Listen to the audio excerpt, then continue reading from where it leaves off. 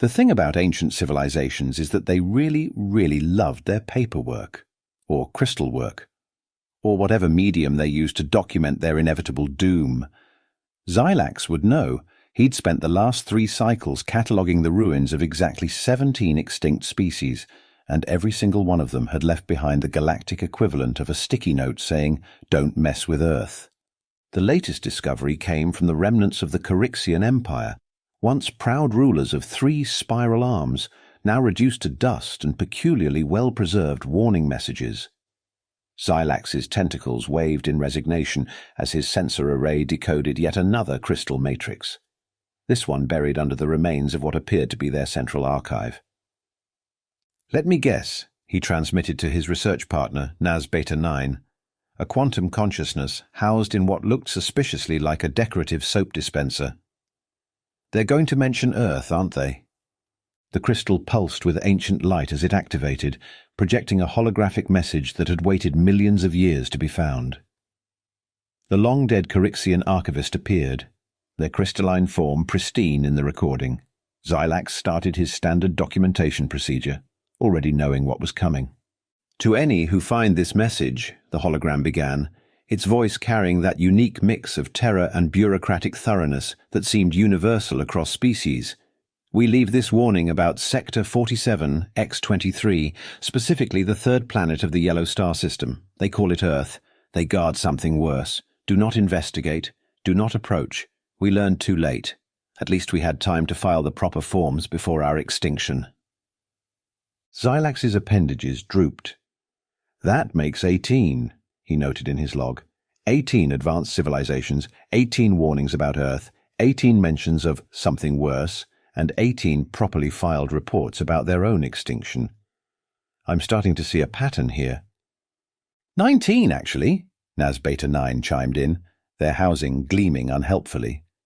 "You forgot the Proto-Zeta Collective, though technically they left their warning in interphasic interpretative dance." "Oh, right. The dancers. Hard to forget those fossilized poses." Xylax added another entry to his growing database of Earth-related warnings. "You know what's really starting to bother me? Every single one of these civilizations had time to leave a warning. Who stops in the middle of their extinction to file paperwork?" The crystal matrix flickered again, and the Corixian archivist's image returned with what appeared to be an addendum. "P.S. For proper filing purposes, please categorize this warning under apocalyptic threats. Subsection Gamma, Form X789B. We would have filed it under Omega-level existential dangers, but the paperwork for that was simply too time-consuming given our imminent demise." Xylax stared at the hologram for a long moment before adding a note to his personal log. "Found another warning about Earth. But more importantly, who designed these filing systems? And why does every dead civilization use the same one?"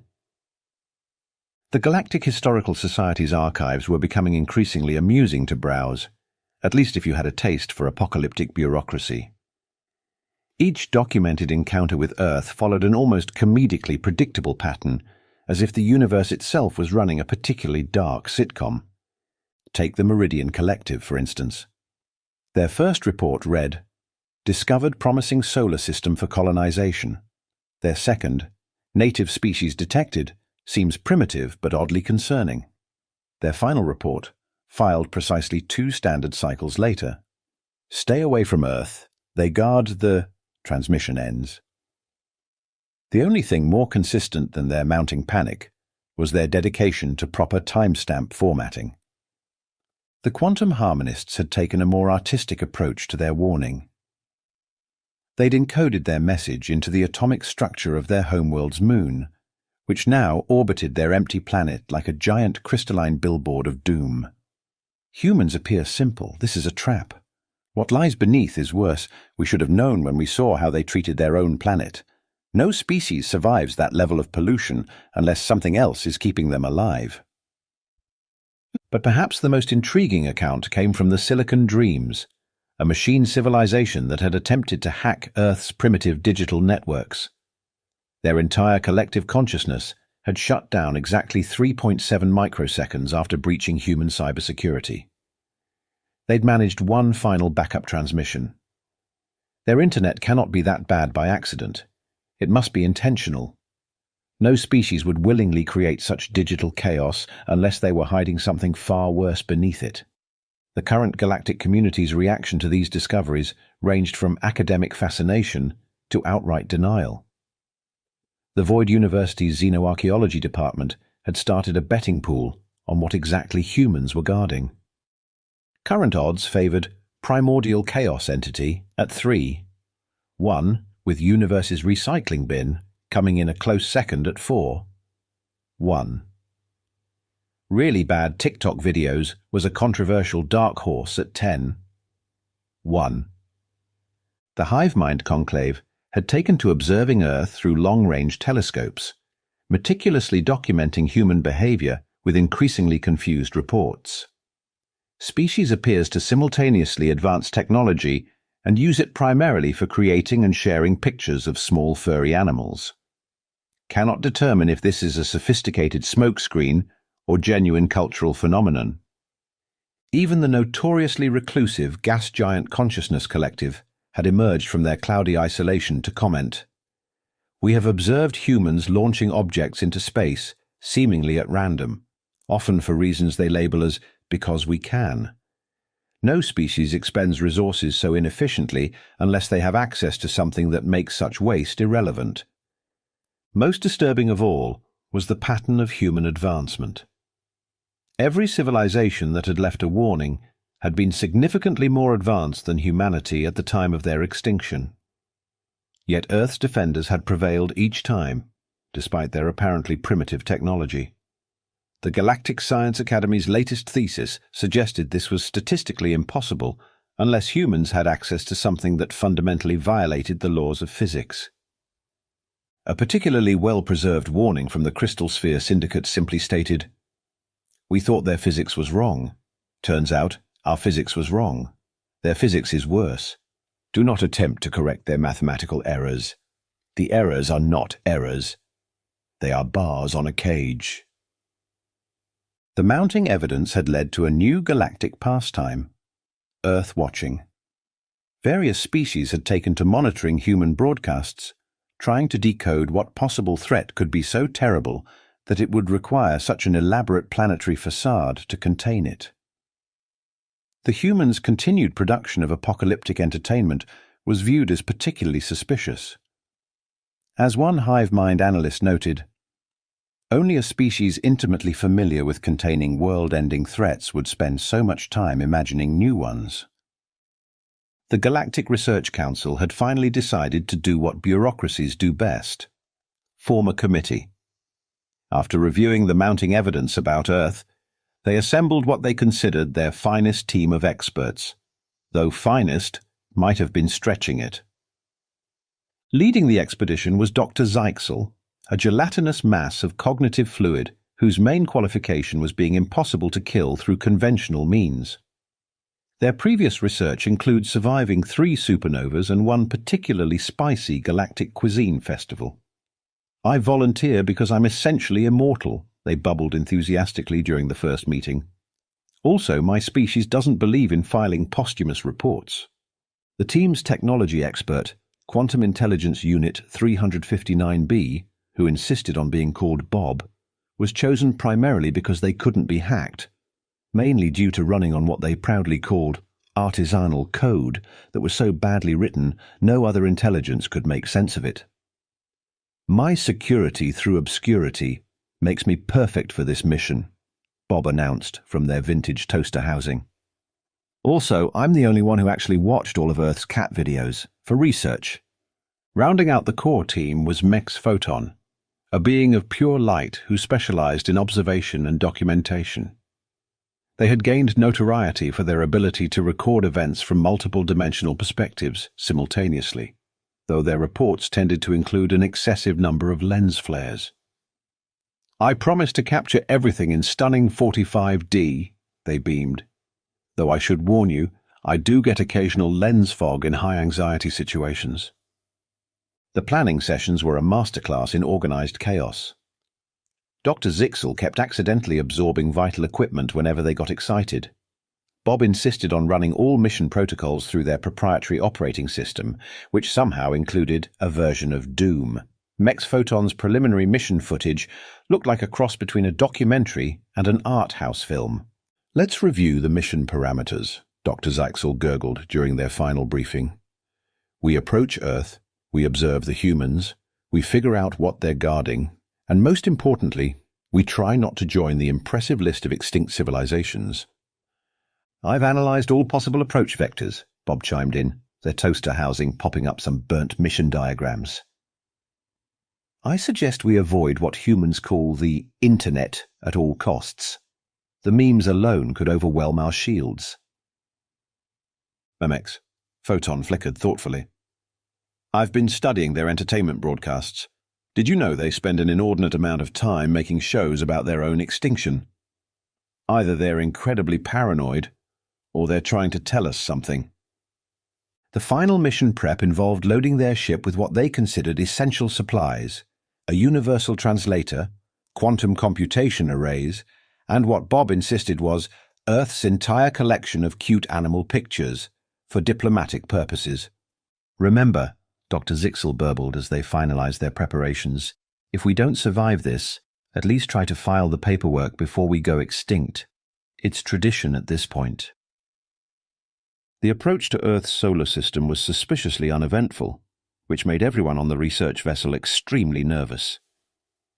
Dr. Zixel had expanded to 3 times their normal size from anxiety, forcing Bob to relocate to a higher shelf. "This is wrong," Mex Photon observed, their light dimming thoughtfully. "According to the warnings, we should have encountered at least 2 reality-bending phenomena by now. The quantum harmonists reported space itself trying to turn them inside out." "Maybe we came on a good day," Bob suggested from their elevated position. "Even eldritch horrors must take vacations." Their first real sign that something was off came when they passed Jupiter. The gas giant winked at them. Not metaphorically, the great red spot literally closed and reopened in a deliberate motion. Bob's toaster housing produced spontaneous toast in surprise. Did anyone else see that?" Dr. Zixel bubbled nervously, their gelatinous form rippling with concern. "Because I'm pretty sure gas giants aren't supposed to do that." "I got it on camera," Mex Photon exclaimed, "though somehow it looks like a lens smudge in the recording. Every single wavelength shows the same smudge. That's technically impossible." As they approached Mars, their sensors detected something odd. Earth's internet seemed to be leaking into space. Random cat videos, social media posts, and something called medieval monk memes began appearing in their ship's systems. Bob started humming, "Never Gonna Give You Up," uncontrollably. "We're being rickrolled by the void of space," Bob announced with a mixture of horror and admiration. "Their memes are achieving quantum entanglement. This shouldn't be possible with their level of technology." The situation got stranger as they entered Earth orbit. Their sophisticated cloaking technology was working perfectly. Too perfectly. Earth's primitive detection systems shouldn't have been able to track them, yet somehow every human conspiracy website was already discussing their exact location and posting surprisingly accurate photos, albeit with unnecessary red circles and arrows. They're streaming us on something called Twitch," Bob reported. "We've got 50,000 viewers and someone just donated bits to watch me make toast." The first official human contact came through an unexpected channel. Their ship's coffee maker started printing out a message in coffee stains. "Welcome to Earth," it read. "We've been expecting you. Please maintain your current orbit and enjoy this complimentary Wi-Fi password. Warning, terms and conditions may apply to your continued existence." Dr. Zixel absorbed the coffee-stained message for analysis. "Their response is suspiciously organized for a species that supposedly hasn't achieved unified global governance." "Look at these terms and conditions," Mex Photon pointed out, their light refracting through the coffee drops. Section 7, B specifically mentions reality anchoring protocols and temporal stability agreements. Since when do primitives worry about timeline integrity? That's when they noticed it, a subtle wrongness in the space around Earth. It wasn't anything their instruments could detect, but rather an overwhelming sense that reality itself was trying very hard to behave normally, like a child whistling innocently next to a broken vase. Does anyone else feel like we're looking at a very convincing painting of a planet rather than an actual planet? Bob asked, their casing rattling slightly. Like everything checks out on sensors, but it feels like we're seeing what we're supposed to see, Dr. Zixel finished, as if something is making sure we observe exactly what we expect to observe. Their contemplation was interrupted by another coffee maker message. Your free trial of Basic Reality Trademark has expired. Would you like to subscribe to Premium Reality Trademark? Warning: unsubscribed users may experience existence errors. Max, Photon's light flickered anxiously.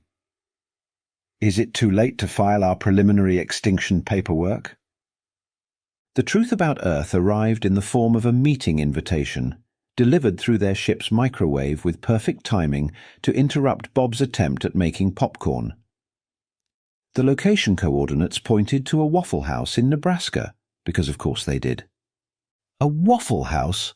Dr. Zixel burbled incredulously, their gelatinous form rippling with confusion. Isn't that a bit mundane for a species guarding cosmic horrors? Actually, Bob chimed in, their toaster housing glowing with excitement. According to my research, Waffle House is one of humanity's most reliable constants. They remain open during natural disasters, supernatural disasters, and that one-time reality hiccuped in Florida. The human representative waiting for them turned out to be a middle-aged man in a badly fitting suit, reading a newspaper and drinking coffee that somehow never emptied. The name tag on his suit simply read, Management.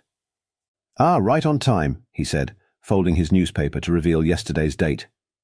Sorry about all the cloak and dagger stuff, but you try maintaining universal stability while dealing with corporate oversight. Amex Photon attempted to record the meeting, but found their footage showing nothing but static and what appeared to be recipe instructions for perfect hash browns. The human noticed and smiled apologetically. Reality gets a bit fuzzy in here, he explained. Side effect of the containment protocols. You see, Earth isn't guarding something. Earth is the guardrail. He pulled out what looked like an ordinary tablet, but the screen showed coordinates in dimensions that shouldn't exist. Here's the thing about the universe. It's not the only one. There's a whole multiverse out there. Infinite realities all stacked up like pancakes. And like pancakes, sometimes they try to merge in ways they really shouldn't. Dr. Zixel absorbed this information, literally and figuratively. So, Earth is basically the cosmic equivalent of a loading screen, management continued. We're the buffer zone between realities. All those physics-defying phenomena your scientists keep discovering, that's just reality leaking through the cracks. Humans aren't magical or special, we're just really good at normalizing chaos. That actually explains a lot, Bob processed. The Internet. Reality's pressure release valve. We had to give the chaos somewhere to go, so we created a system so nonsensical that it could absorb quantum anomalies without anyone noticing. Every meme is actually a tiny universe trying to express itself. But why humans? Mex. Photon flickered. Why not a more advanced species? Management laughed, the sound somehow occurring both before and after he made it. Advanced species try to make sense of things. Humans? We see something impossible and go neat before posting it online with a funny caption. We're the only species stubborn enough to look at fundamental breaks in reality and decide they're probably fine as long as we can get Wi-Fi. He pulled out a stack of papers that seemed to cast shadows in directions shadows shouldn't go. Every civilization that discovered us tried to fix things. They saw the cracks in reality and thought they could repair them. But you can't fix something that's working as intended. The chaos isn't a bug, it's a feature. So all those warnings, Dr. Zixel began, were from civilizations that couldn't handle the truth. They discovered what we were guarding and thought they could do better. Tried to implement their own improved version of reality. Turns out existence doesn't respond well to peer review. Bob's housing sparked with sudden understanding. The thing worse than humans, It's order, isn't it? Perfect, absolute order. Management beamed. Got it in one. A perfectly ordered universe would collapse instantly. Reality needs a little chaos to function, like yeast in bread. We're not guarding against some cosmic horror. We're guarding against the horror of perfect sense. He took a sip of his impossible coffee. Humanity's greatest strength isn't our technology or our wisdom. It's our ability to look at something that makes no sense and say, sure, why not? Did you know we had to create social media because too many people were starting to notice that Tuesday sometimes lasts longer than Wednesday? Mech's Photon's light dimmed with realization. The cat videos. Quantum stabilizers, management nodded. Turns out cats naturally exist in multiple states simultaneously. We just weaponized their inherent quantum uncertainty. Every cat video posted online helps maintain the delicate balance between chaos and order. And if you were to stop? Dr. Zixel asked, dreading the answer. Reality would become coherent. Management shuddered. Everything would start making perfect sense. The universe would achieve absolute order and promptly cease to exist. That's what happened to all those other civilizations. They achieved perfect understanding and discovered why that's the worst thing possible. He stood up, straightening his tie in a way that briefly turned it into a Klein bottle. So, what's it going to be? Are you going to file your report about the horrible truth, try to fix things, and join our wall of extinct civilizations?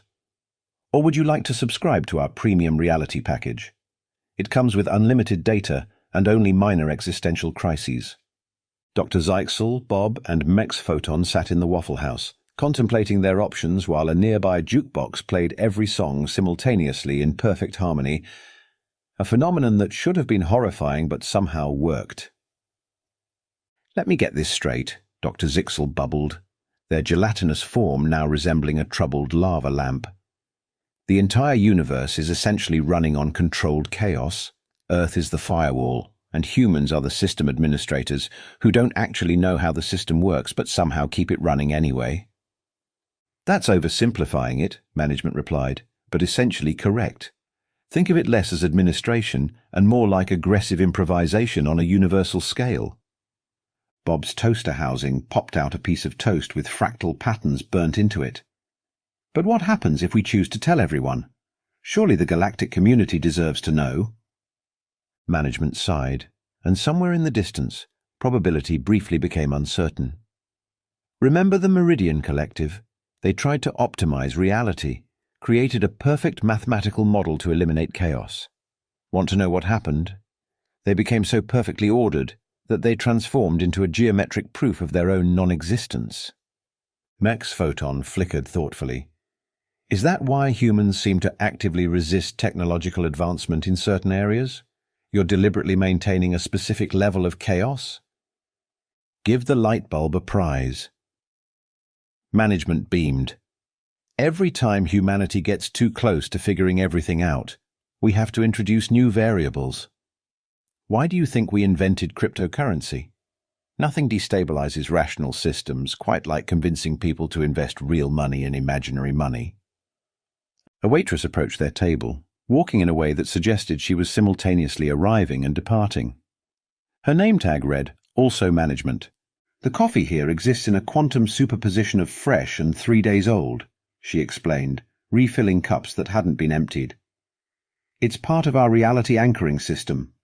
The more people argue about whether it's good or terrible, the more stable local space-time becomes." Dr. Zixel absorbed a drop of the quantum coffee and immediately understood 17 new colors. But what about progress, development, evolution? "Oh, that still happens," management assured them. "We just make sure it happens chaotically enough to prevent reality from achieving perfect order."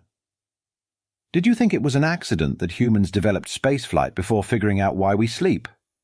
Or why we can build quantum computers, but still can't predict the weather? Bob processed this information through their artisanal code. The worst thing than humanity, it's not just order, is it? It's the inevitable heat death of the universe that would come from perfect entropy distribution. Both managements smiled simultaneously. Now you're getting it. A perfectly ordered universe is a dead universe, Chaos isn't just resistance, it's survival. The team looked at each other, their decision crystallizing like sugar in quantum coffee. Mix Photon spoke first, their light taking on the color of determination, which shouldn't exist, but somehow did. "We choose chaos," they announced, "but we have one condition." Management raised an eyebrow that briefly became a Mobius strip. "Oh?" "We want to help," Dr. Zixel burbled firmly. "Not with maintaining order. Clearly humans have mastered the art of controlled chaos. But perhaps we could assist with documentation." "Think about it," Bob chimed in. "Every civilization that discovered the truth either tried to fix it or ran away. None of them ever offered to join the chaos." Management's smile widened in several dimensions at once. "Actually, that's exactly what we've been waiting for. You see, maintaining chaos takes a lot of work. We could use some external consultants. Besides," the other management added, "someone needs to help us manage our new intergalactic social media platform. Reality isn't going to destabilize itself." 3 cycles later, a new warning appeared in the galactic archives. Unlike its predecessors, this one wasn't carved in crystal or encoded in atomic structures. Instead, it appeared as a social media post with an unreasonably high number of likes. Earth. Status update. From definitely not Earth's chaos management team. Rating. Mostly harmless. Terms and conditions apply. To all future investigators, yes, they're guarding something worse. No, you can't fix it. Yes, that's a good thing. No, we're not going to explain why. But we are offering internship opportunities. P.S. Subscribe to our new TikTok channel for daily updates on quantum uncertainties and cat videos. Remember, every like prevents entropy from achieving perfect distribution. P.P.S. This message has been brought to you by Waffle House, where reality is always perfectly imperfect. Filed under Form X789B, because some traditions are worth keeping. #Cosmic Chaos, #Quantum Waffles #, Humans Being Human #, Reality, Management #, Not an Extinct Civilization. The post was accompanied by a gif of Dr. Zixel attempting to eat a waffle in 17 dimensions simultaneously. Bob making toast that transformed into different breakfast foods halfway through, and Mex Photon creating lens flares that somehow managed to stabilize local space-time through sheer aesthetic confusion. It became the most popular post in galactic history, though no one could quite explain why. But then again, that was rather the point.